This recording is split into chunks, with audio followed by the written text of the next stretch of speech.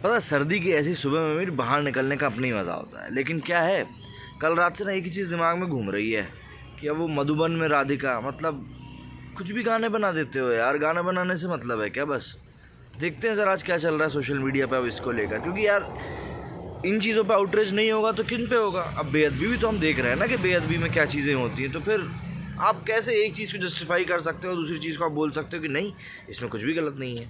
हाँ जी, तो जय हिंद, वंदे मातरम। एक बार फिर से हम आ गए हैं अपने कमरे में। अब बात करते हैं इस गाने के बारे में जो कि कल से काफ़ी ज़्यादा बवाल मचा रहा है, जो कि लोगों को पसंद नहीं आ रहा है। ट्विटर पे इसके रिएक्शन बेकार सामने आ रहे हैं, और भी जितनी तरह की बातें करूँ इस गाने के बारे में उतनी कम है। हालांकि कई लोग हैं जिनको ये गाना पसंद भी आ रहा है, क्योंकि हमारे देश में डेमोक्रेसी है, तो आप जो चाहें आप वो कर सकते हैं। फ्रीडम ऑफ एक्सप्रेशन है, राइट टू स्पीच है, सब चीज़ें हैं। तो आप हमारे देश में आप सभी कुछ कर सकते हैं। लेकिन ये बात भी आपको समझनी पड़ेगी कि आप अगर किसी दूसरे धर्म के किसी भगवान के बारे में, या जिनको भी उस धर्म के लोग मानते हैं, जिनको भी फॉलो करते हैं, अगर उनके बारे में आप बात करते हैं तो आपका क्या होता है। और आप हिंदुओं की जो भावनाएं होती हैं, जो उनके भगवान होते हैं, जो उनके इष्टदेव होते हैं, अगर आप उनके प्रति कुछ बोलते हैं तो सिर्फ सोशल मीडिया पे आउटरीच देखने के लिए मिलता है। मैं ये नहीं बोल रहा कि यहाँ पर किसी प्रकार की हिंसात्मक कार्रवाई की जानी चाहिए, लेकिन एक बात ये भी समझनी चाहिए कि बॉलीवुड वालों को ये चीज़ आखिर कब समझ में आएगी कि आप सिर्फ एक ही चीज़ को बार बार टारगेट कर रहे हो। और ये अच्छा नहीं लगता कहीं से कहीं तक भी, क्योंकि पब्लिक के भी दिलो दिमाग में वो चीज़ें बार बार आती हैं कि यार ये चीज़ें बार बार क्यों हो रही हैं। यूट्यूब पर सारेगामा म्यूजिक नामक चैनल पर सनी लियोनी का एक गाना आया है जिसका नाम है मधुबन, जिसमें वो गणेश आचार्य द्वारा कोरियोग्राफ किए गए अदाओं पर डांस करते हुए दिखाई दे रही हैं। इस गाने की मुख्य पंक्ति है, नाचे मधुबन में राधिका नाचे। आप समझ सकते हैं कि यहाँ पर राधा या राधिका शब्द को बॉलीवुड किस तरह से लेता है और श्री कृष्ण एवं राधा की रासलीला को किस रूप में देखता है। अक्टूबर 2012 में करण जौहर की फिल्म आई थी स्टूडेंट ऑफ द ईयर, जिसमें सिद्धार्थ मल्होत्रा, वरुण धवन और आलिया भट्ट ने मुख्य किरदारों में अपना डेब्यू किया था। इसका एक गाना आपको याद होगा, ओ राधा तेरी चुनरी, ओ राधा तेरा झल्ला, ओ राधा तेरी नटखट नजरिया। इसकी पंक्तियां थी, Radha on the dance floor, Radha likes to party, Radha likes to move that sexy Radha body. ये आप समझ सकते हैं कि हिंदू देवी देवताओं के लिए बॉलीवुड के मन में आखिर क्या इज्जत है। अमृतसर और कपूरथला में बेअदबी के आरोप में मॉब लिंचिंग के बीच हिंदुओं का मजाक बनाने की आज़ादी पूरी तरह से।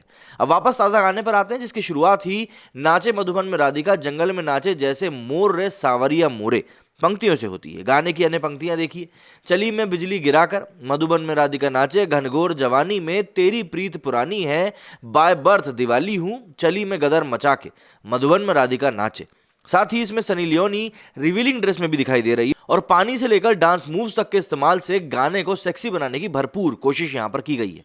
अब आते हैं इस गाने के अन्य विवरण के बारे में। इसे गाया गया है कनिका कपूर ने, वही कनिका कपूर जिन पर कोरोना की पहली लहर के दौरान मार्च 2020 में अपना संक्रमण छिपाने का आरोप लगा था। जब उन्हें लखनऊ के पीजीआईएमएस में भर्ती कराया गया था, तब भी वहां उनके नखरे से अस्पताल के कर्मचारी परेशान हो गए थे। उनका कहना था कि अस्पताल में वो जेल जैसा महसूस कर रही हैं। लंदन से वापस आकर कई पार्टीज में तब शामिल हुई कनिका कपूर पर डॉक्टरों के साथ भी अभद्रता के आरोप लगे थे। इस गाने का संगीत दिया है तोशी सबरी और शारीब सबरी ने, जो कि भाई ही हैं। कान पकाऊ संगीत के लिए जाने जाने वाले संगीतकार जोड़ी ने इससे पहले वीरप्पन 2016 और जेल 2009 जैसी फिल्मों में गाने कंपोज किए हैं। हालांकि तोशी सबरी की आवाज़ अच्छी है, और 2009 की film Raj the mystery continues में उनके गाने माही माही को काफ़ी लोकप्रियता मिली थी। अब उन्होंने हिंदुओं, खासकर कि वैष्णव समाज के लिए पुण्य माने जाने वाली राधा को लेकर अश्लीलता फैलाने वाला गाना बनाया है। इस गाने के बोल मनोज यादव ने लिखे हैं। जोहेब साहब ने गाने को रिकॉर्ड किया है, और इसे मिक्स व मास्टर करने का काम तौसीफ शेख ने किया है। जब इस तरह के लोग किसी प्रोजेक्ट से जुड़े रहे हैं, तो आप समझ सकते हैं कि हिंदू धर्म और हिंदी देवी देवताओं का मजाक बनाकर आखिर उन्हें अपमानित करना कोई आश्चर्यचकित करने वाली बात नहीं है। सनी लियोनी कभी किस काम से जुड़ा करती थी हम सभी जानते हैं, लेकिन बॉलीवुड में जिस्म 2 से 2012 में डेब्यू करने के बाद वो रागिनी एमएमएस, एक पहेली लीला, मस्ती ज़्यादा जैसी फिल्मों से सुर्खियां बटोर चुकी हैं। लेकिन एक्टिंग से ज़्यादा उनकी मांग आइटम सॉन्ग्स में रहती है। इसके लिए वो मोटी रकम भी चार्ज करती हैं। चाहे हम शूट आउट एट वडला की बात कर लें, जिसमें कि उन्होंने लैला गाने में डांस किया था, या फिर रईस की बात कर लें, जिसमें कि उन्होंने लैला में लैला पर डांस किया था, उनके आइटम सॉन्ग्स हमेशा चर्चा में रहते हैं। खैर, यहाँ पर हम लोग बातें सनी लियोनी के बारे में बता नहीं कर रहे हैं, बल्कि ये सवाल पूछने के लिए कर रहे हैं कि आखिर बॉलीवुड को हक किसने दिया कि वो श्री कृष्ण और राधा का मजाक बनाए, इनका नाम लेकर अश्लीलता फैलाए और फिर रुपए कमाए। राधा आखिर कौन है, इसका बेहतर जवाब इस्कॉन से बेहतर आपको कहां मिल सकता है। संस्था का कहना है कि राधा ईश्वर की ही नारी रूप है, सौंदर्य और रिश्ते की प्रतिमूर्ति है, मिठास और दयालुता का रूप है। ये शब्द हमारे नहीं है, प्रबोधानंद सरस्वती के हैं। वो कहते हैं कि राधा प्यार में सुंदरता का रूप है, उन्हें देवी लक्ष्मी का अवतार माना जाता है, जिनके जन्म को हिंदू समाज राधा अष्टमी के रूप में मनाता है।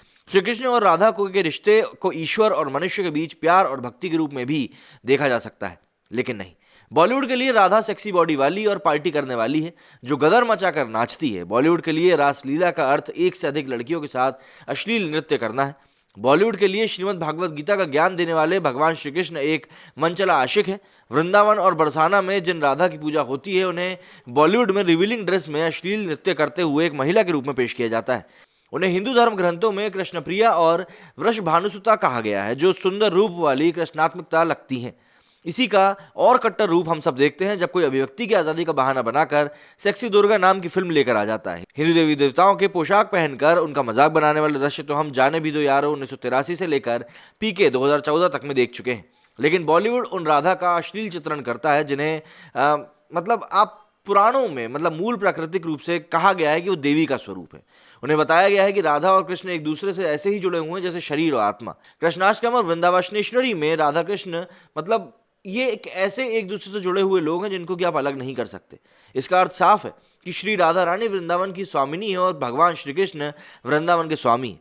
इसलिए मेरे जीवन का प्रत्येक क्षण श्री राधा कृष्ण के आश्रय में व्यतीत हो। जिनके लिए साधु महात्माओं ने इस तरह की प्रार्थना की हो, इस रूप में देखा हो, क्या उनके लिए कोई बहुत मतलब जो पहले कुछ ऐसे काम कर चुका हो मतलब जिसके बारे में आप बात भी करना ना चाहें, मतलब वो आप डांस करें तो फिर आपको कैसा लग सकता है? बिल्कुल भी अच्छा नहीं लगेगा। बॉलीवुड को सीधा मैसेज दिया जाना चाहिए कि वो फिल्मों और वेब सीरीज में हिंदू देवी देवताओं का मजाक बनाना बंद करे। क्या किसी फिल्म में पैगंबर मोहम्मद का मजाक बनाते हुए देखा गया है? क्या किसी वेब सीरीज में यीशु या फिर चर्चों का अपमान किया जा सकता है?